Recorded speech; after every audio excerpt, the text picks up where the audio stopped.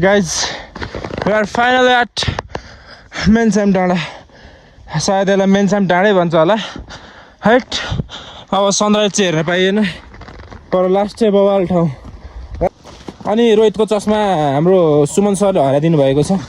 त्यसमा रोहित सरलाई है न्यानो अभिवादन गर्न चाहन्छु. अनि चस्मालाई हार्दिक श्रद्धाञ्जली चस्मालाई पनि है. गुड मर्निङ, नमस्ते from Gupha Pokhari. Welcome back to the brand new episode. हिजोको एपिसोड हेर्नुभएको छ भने सुरुमा त्यो हेर्नु होला है. अल चाहिँ 5 बजेको छ है गुफा पोखरीमा. अनि हामी चाहिँ गुफा पोखरीको एकछिन अब यति अँध्यारो के गरौँ भनेर हामी चाहिँ मेन्साम डाँडा जान आँटेको छौँ. अनि के गर्न भन्दा मर्निङ भ्यू हेर्न, सनराइज हेर्न. लुक एट द त्यो के हो यो माउन्टेन चाहिँ. अब हामी माथि गएर भिडियोहरू सुट गर्नेछौँ. अनि हल्का पेट खाली छ त्यसैले बोल्न सकेको छैन. So stay tune guys. We are finally at Mensam डाँडा. सायद यसलाई मेन्साम डाँडै भन्छ होला. हैट अब सनराइज चाहिँ हेर्न पाइएन तर लास्ट चाहिँ बवाल ठाउँ. लास्ट चाहिँ दामी ठाउँ, लास्ट चाहिँ बवाल ठाउँ. यति राम्रो ठाउँ. स्वर्ग हेर्नु, स्वर्ग भने जस्तो भइसकेको छ गाइज.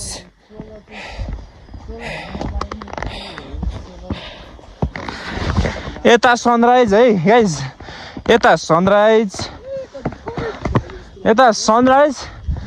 यता हिमाल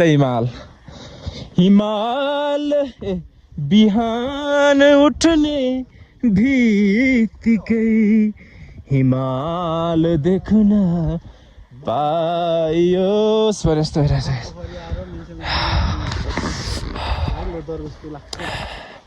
थ्याङ्क यू गाइज.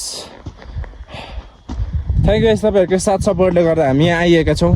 अनि कसैलाई है अब धेरै भिडियो हाल्दा खिच्चा लागिरहेछ अरे है. त्यस्तो छ अझै आउने छ भिडियोहरू. टिकटकमा 30-40 हाल्छु म. हाल्ने हो. Look at the view guys. यहाँ ब्लग गर्दैछ. Thank you guys.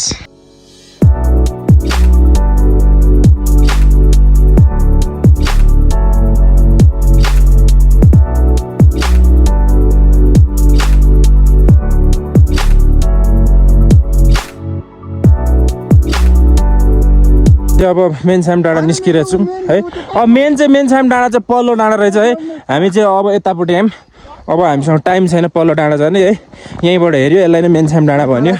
Okay guys. अब चाहिँ हामी फेरि गुफा पोखरी जानुपर्ने हुन्छ किनकि गुफा पोखरीमा हामीले फोटोहरू खिचिएको छैन. ओके अघि चाहिँ हामी यताबाट आएको. अब चाहिँ हामी यता जानुपर्ने हुन्छ है. Stay tune. त साँच्ची ब्रस ल्याएर ब्रस गर्छु भनेको होइन. अनि ब्रस पाएन, दामी महँगो के ब्रस गरेको. हामी चाहिँ मेन्साम डाँडा गएर फेरि पनि गुफा आइसकेका छौँ.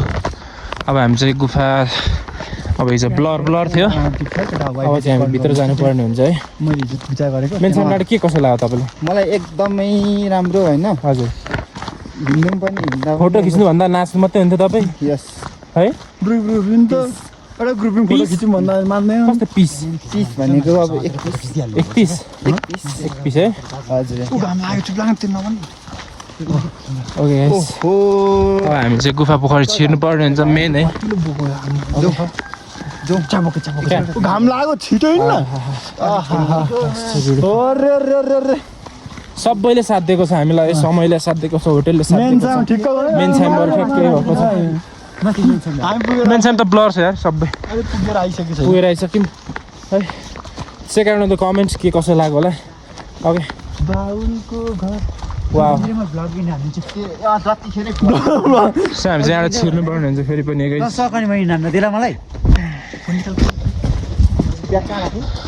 म उता भित्र हिँड्न. भिडियो चाहिँ बनाउन फोटो मलाई देख्छु म खिच्दा दिस इज गुफा पोखरी गाइस. भिडियो बनाउन भन्छु मेरो खोज्न खोजी भएन. किन डाँडा जानु बिस्तारै जाउँला न.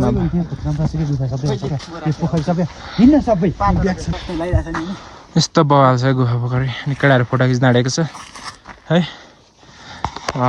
हामी चाहिँ अब यहाँ भिडियो फोटोहरू बनाउँदैछौँ हल्का यो सफा भइदियो कस्तो दामी हुन्थ्यो क्या फोटो पनि दामी आउँथ्यो भिडियो पनि बबाल आउँथ्यो गाइज हल्का सफा हुन चाहिँ खोज्दैछ अरू यस्तै छ गाइज यस्तै छ केटो टिकटक बनाउँदैछ केटाहरू पनि टिकटक बनाउँदैछ अब कति बज्यो है 8:30 भयो अब आधी घन्टा बसेर हामी चाहिँ यहाँ अब खाजा खाएर निस्किनेछौँ यति नै हो अब केही छैन यहाँ मेनसाम डाँडा अरू अनि खुल्न चाहिँ खोज्दैछ है साथ दिन्छ जस्तो छ यतिको त साथ दिएकै हो है जब चाहिँ हामी निस्किसकेका छौँ गुफा पोखरीबाट तपाईँहरूको एक्सपिरियन्स कस्तो भयो भन्नुहोस् त तपाईँको एक्सपिरियन्स कस्तो बबाल तपाईँलाई रिग्रेट लागेको छैन नि छैन तपाईँलाई बबाल यार घामले नि साथ दिएको छ रनमाइलाई मलाई त छैन रिग्रेट नाचेको गरिस् के रिग्रेट लाग्छ तँलाई चाहिँ ल गाइस बाई बाई अब नेक्स्ट इयर है ओके थ्याङ्क यू है सबैजना यस ओके लभ यु अल माया छ है सबैजना सब्सक्राइब गरिदिनु होला भन त सबैजनाले भुवन लाइक गरिदिनु होला कमेन्ट गरिदिनु होला सब्स्क्राइब गरिदिनु होला लाइक नचिने पनि लिक्विड भ्लगरलाई चाहिँ चिन्नु पर्यो क्या ओके थ्याङ्क यू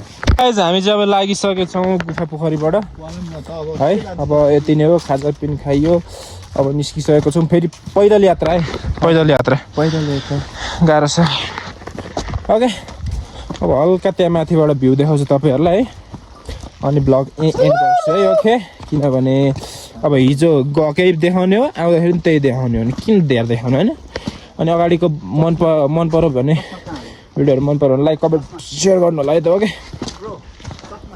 चस्मा के थाहा मलाई